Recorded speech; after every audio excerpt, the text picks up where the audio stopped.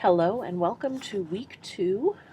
We will be discussing the framework of the Constitution and two of our main arguments that we'll be discussing throughout the class in our assigned readings this week.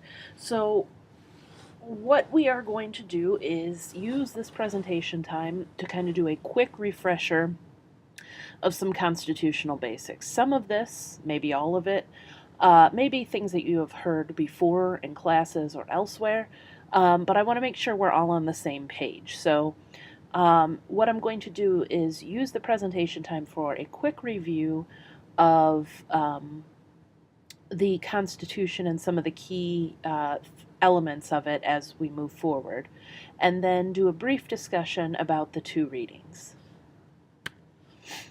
So, the Constitution is composed of two main parts, the Articles and the Amendments. You could really break it down into three: the Articles, the Bill of Rights, which is the first 10 amendments, and all of the other amendments. So we're going to briefly go through all of these so you have a framework and an outline of how the Constitution works. Unsurprisingly, the founders put Congress as Article 1, and this is not a mistake or anything to be taken lightly. This was done very purposefully because they believed that Congress should be the central element and branch of our government. So, generally speaking, Section 1 vests the legislative power of the federal government in Congress, in the House of Representatives, and in the Senate, and discusses how members are elected and what powers Congress holds. So when we talk about the powers that Congress holds, they hold the power to tax, to spend, and to mint coin. So sometimes this is called the spending power or the power of the purse. They also hold the power to declare war. I think a lot of people, probably your age and maybe even a little bit older, don't understand that Congress is the one who declares war, because Congress has not declared war recently. It's usually done by executive action. And Congress has the power to do a lot of things, to regulate postal roads, to as we've talked about, coin money and that type of thing. They also have the power over interstate commerce. And that clause says Congress shall have the power to regulate commerce with foreign nations and among the several states and with the Indian tribes. And this clause used to be interpreted very narrowly. Something had to literally cross state lines for it to count. But now interstate commerce is interpreted fairly broadly. There was some reining in of it in the 1990s and later by the Supreme Court, but intra no longer means what it used to mean, and inter no longer means what it used to mean. The clause has grown in scope, and now almost everything flows through interstate commerce. And in part that's because of technology too, and the way that manufacturing works. Things quite frequently do move across state lines during their manufacturing process, and so by virtue of that alone, they are now interstate commerce. But also the interpretation of interstate commerce has grown, and it grew around the New Deal time. So interstate commerce clause is often what Congress uses to justify some of its broader actions. The necessary and proper clause also defines the power of Congress. So Article 1, Section 8, and you should take a look at Article 1, Section 8, lists out all of the things that Congress can do, and we've touched on some. And at the end, they say that Congress shall have the power to make all laws which shall be necessary and proper for carrying into the execution the foregoing powers and all other powers vested by this Constitution in the government of the United States or in any department or officer thereof. So it's a catch-all clause, sometimes called the elastic clause, because the terms necessary and proper can be interpreted quite widely. It doesn't mean absolutely necessary, and when we talk about McCulloch versus Maryland in a few minutes, you will see that in play. But it means that Congress has broad power to act in cases where Constitution has not specifically said it should be working. So that takes us to the presidency. And again, this is a broad brushstrokes review. As we go through each branch this semester, we'll take a deeper dive. Generally, the Article 2 sets up the powers and duties of the presidency, along with the qualifications for president and the process to impeach the president and to impeach other constitutional officers as well.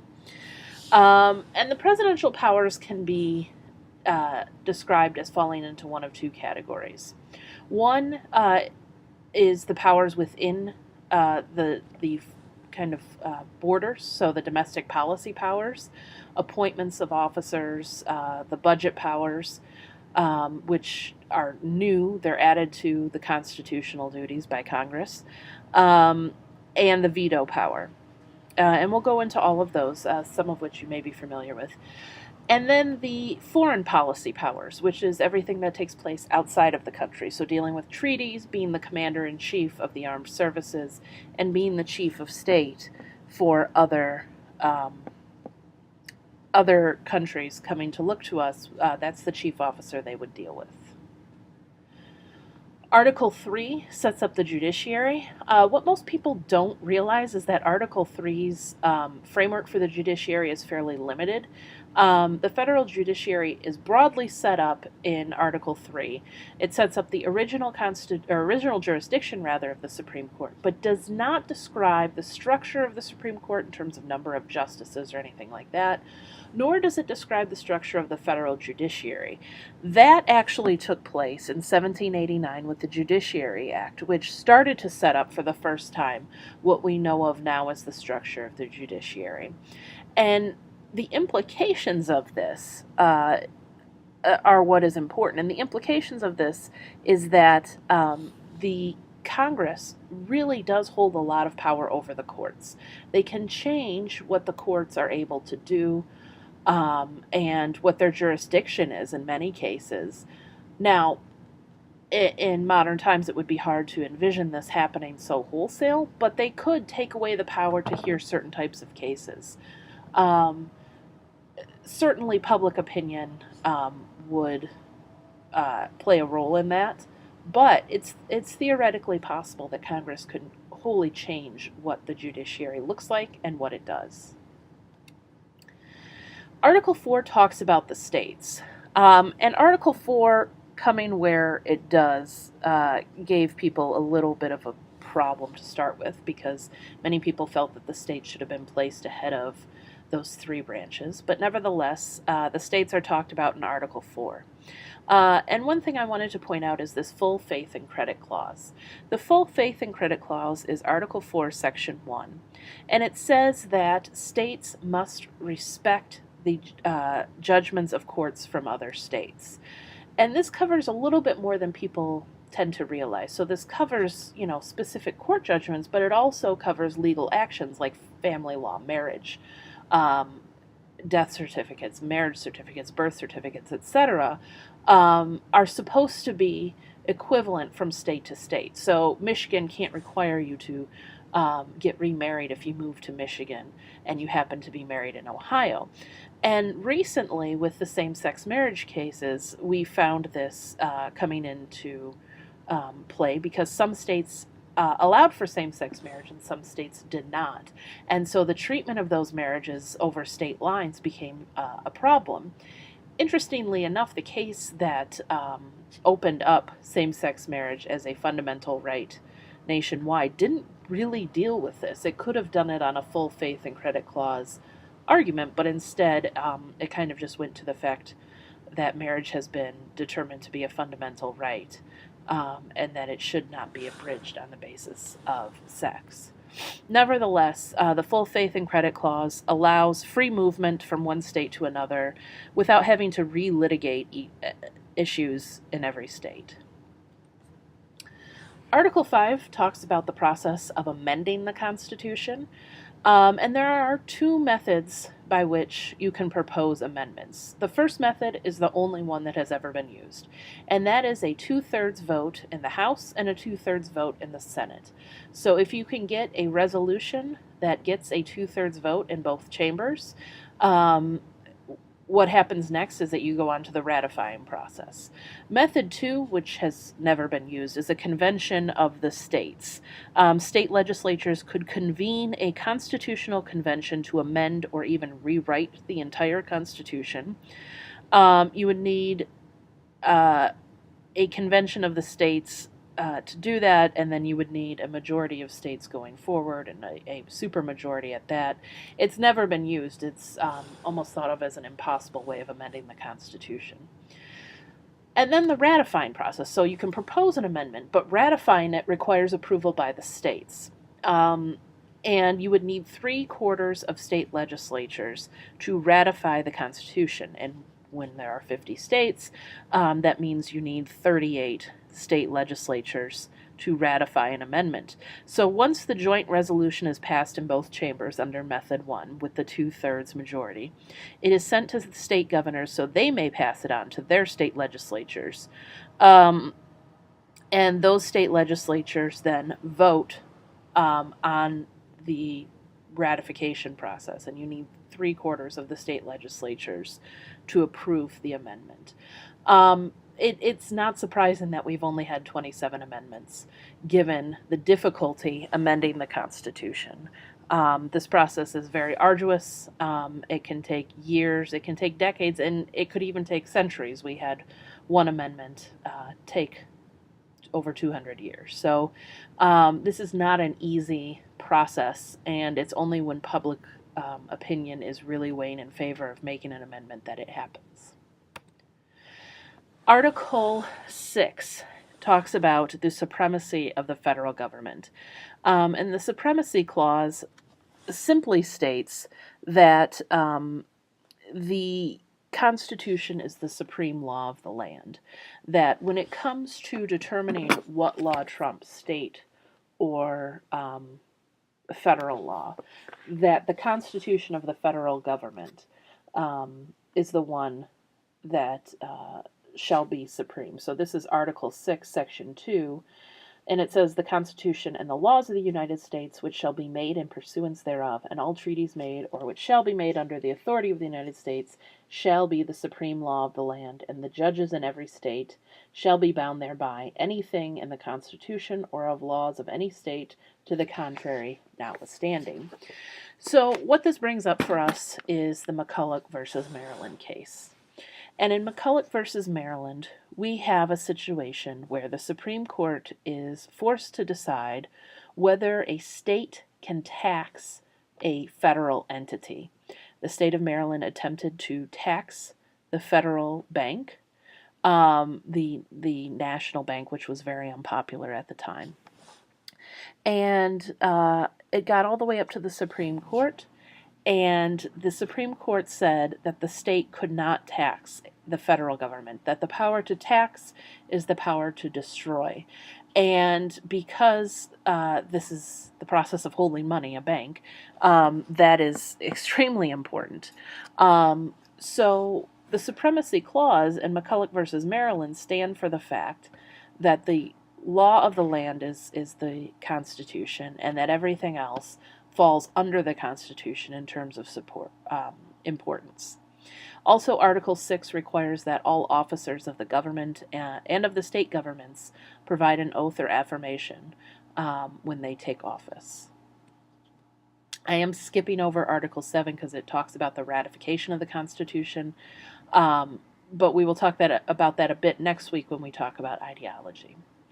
So I'm going to quickly go through some of the key amendments. The Bill of Rights is the first 10 amendments of the Constitution, and the first 10 amendments of the Constitution are usually the ones that are the most popular and well-known. Excuse me. So I encourage you to read through them. I'm not going to go through each one here.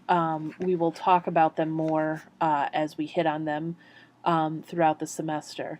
But those first 10 amendments, most of which have to do with individual rights, should be understood in the context in which they are written.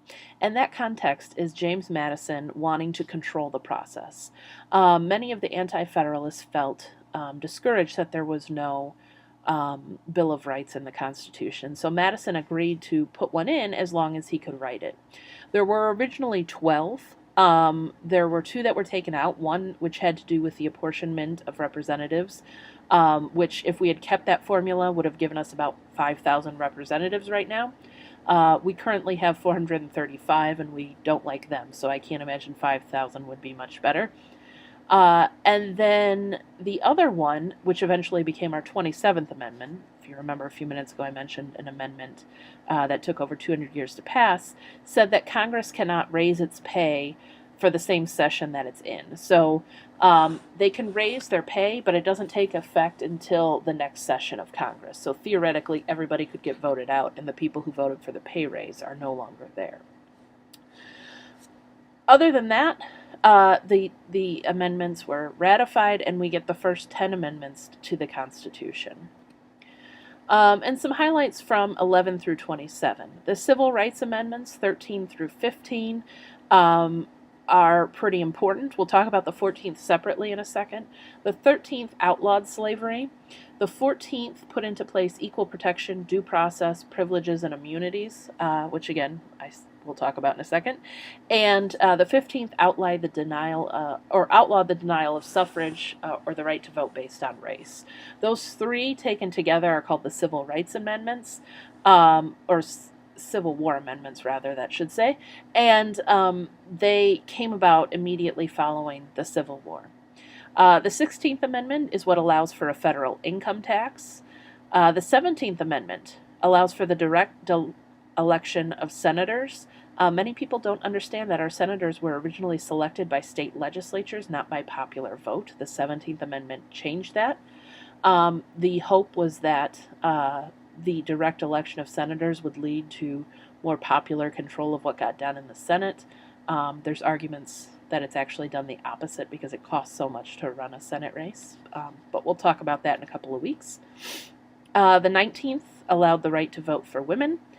We had a section of time where we thought we would prohibit alcohol in the 18th and then realized that was a bad idea and repealed it in the 21st. And after the Vietnam War, we decided that people who are over the age of 18 should be able to vote. The argument being that if you are old enough to be sent to war for your country, you should be old enough to vote for your country. The 14th Amendment I wanted to separate out for a minute because there are so many complexities with it, and kind of hit on some of those main complexities. The first is the element of equal protection.